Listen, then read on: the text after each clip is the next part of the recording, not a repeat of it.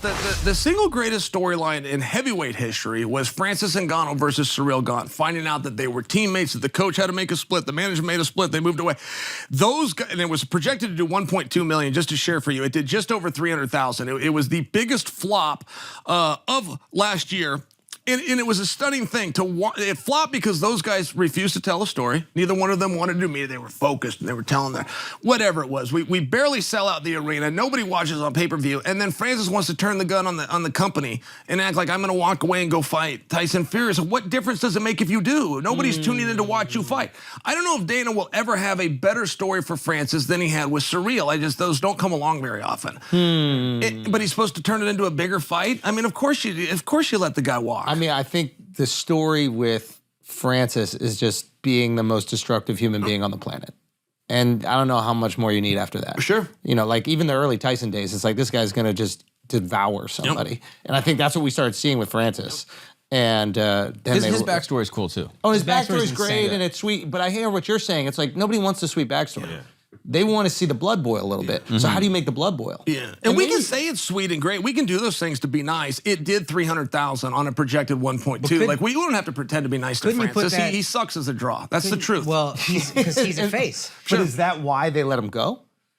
Yeah, I mean, at some point, what are you going to do? I'm never going to have a bigger fight than this. They're going to cut the fucking check. Yeah, absolutely. They cut it for Conor. 100%. 100%. I mean, I'm just sharing for you. Like, we don't just sit back and be nice because here's what your numbers are. Here is the opportunity you had with the single greatest storyline in history, and here's what your numbers were. Here's also how many times you went on ESPN, how many times you went on Roan, how many times you sat down with Andrew. Yeah. There's ways to look at what you did to create that number, and he and Ciryl took their ball and went home.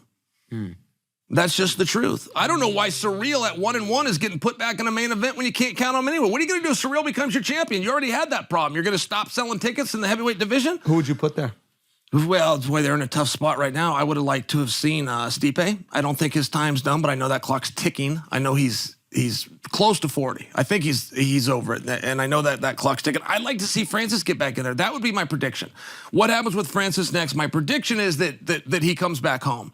I think that Francis versus John is something really special, and other than that, I mean, the heavyweight's got some work to do. Why is that special? What's the storyline with Francis versus John? Francis being as big as he was, Francis barely making the limit. We don't have a lot of big guys in boxing either until the Klitschko's came along, or now Tyson Fury. We really never had anybody that was a really big guy. Size was always a disadvantage. So then you bring in a guy. Lennox was big. Lennox was 6'5". Lennox was a big man. 6'6", something like that. For sure. I'm not saying it hasn't been done Foreman was before. massive, but I hear what you're saying. Like Ali was probably 212 pounds or something like that. 198 the night he won the heavyweight championship. Mike Tyson, you talk about a reach advantage and a size advantage. Mike Tyson never had the longer arm, and he never weighed more than a single opponent. Yeah. And I just think that's interesting because it's really not an advantage to have a longer arm. It's really not an advantage to weigh more.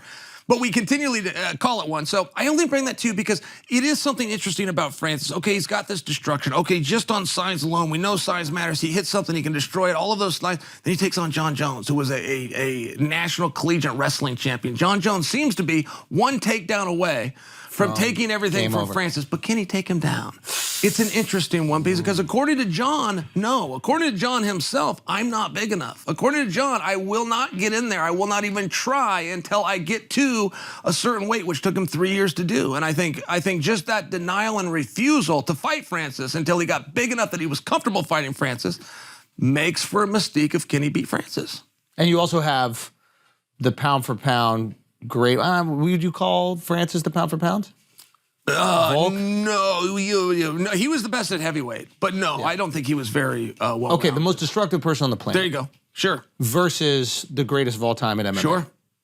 Everybody wants to see that, for sure. Potentially. Yeah. There's good story there. Yeah. And you can, I mean, I don't know if he wants it, but you could make John Jones a heel against, because there's no more bigger face than Francis. Sure. It's based on his story. Yep. So even the failure with the Ciryl Gane fight, as somebody who's, I'm admittedly a big novice of the UFC, I would say, isn't that on the heel to carry that fight? Because this guy's the face. Yeah. You be the heel if you're gone, now you got to now you're cooking. I love what you're saying.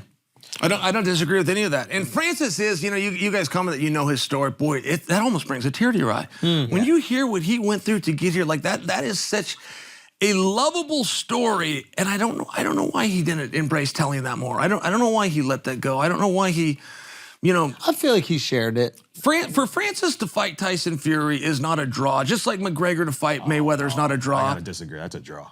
The sitting. That's crazy. Well, I'll tell you this way, though, and disagree with me if I make this claim, though. McGregor did not get paid to fight Mayweather. The simultaneous two-division UFC champion with Dana White in his corner got paid to fight Mayweather. I'm with you on that. I think Francis is more valuable to that Tyson fight if he is the current heavyweight champion. Yeah. According to Way more Tyson, valuable. Tyson said, I will box the UFC champion. Well, now he's got a guy that's not the champion. Yeah.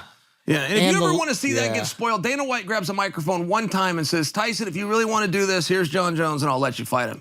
Dana says that one time, takes it Francis, immediately. well, and Francis, no one will ever say Francis's name again, and that's just the truth. Yeah, but Tyson's going to absolutely obliterate John. And John's not going to do it, and Dana's Right. not going to do it. I get the play there. I'm just sharing, this was a very Yeah, but risky there move. is value. I think we're undermining the value of the UFC in Francis' promotion, especially since he might not be the greatest at promoting himself outside of the sport. Sure. That's interesting. So the longer he's outside of the UFC, the more the relevant. stock kind of goes down. It would seem. And then the less interested Tyson is in the It fight. would seem. You guys are counting out Francis. Like, I still think Francis has a chance against Tyson. To beat Tyson? 4 ounce of gloves is something I you think guys he have has a brought up. chance. Okay, with the 4-ounce gloves, maybe he connects, but you're talking about, I think, and I'm a boxing fan, I think there isn't a heavyweight in history that could beat Tyson Fury. I agree. Yeah. Sadly. It's crazy to say it, isn't it? And it's sad, too, because it takes a nostalgia away. But I grew up in the Mike Tyson era. But Mike is 5'10". He's No, I not got going to it. beat Tyson. Like, I know. And it's I one know. of those things where it's like, it's hard to even formulate the sentence where you go, Tyson Fury is the greatest heavyweight boxer in history. But I think he is. Yeah. But you just said size and reach doesn't give you an advantage. At 6'9"? Yeah, 6'9" versus 5'10". Like, Yeah. There's a tipping point for sure. But that's beautiful what you're saying. I mean, if more people thought that. It's also, from what I understand, Tyson's footwork is amazing. Like Shaq, Just for his size, at that dude. size, to have feet like that is crazy. I trained hear his that whole life, similar like, about Tyson yeah. It's Fury. hard.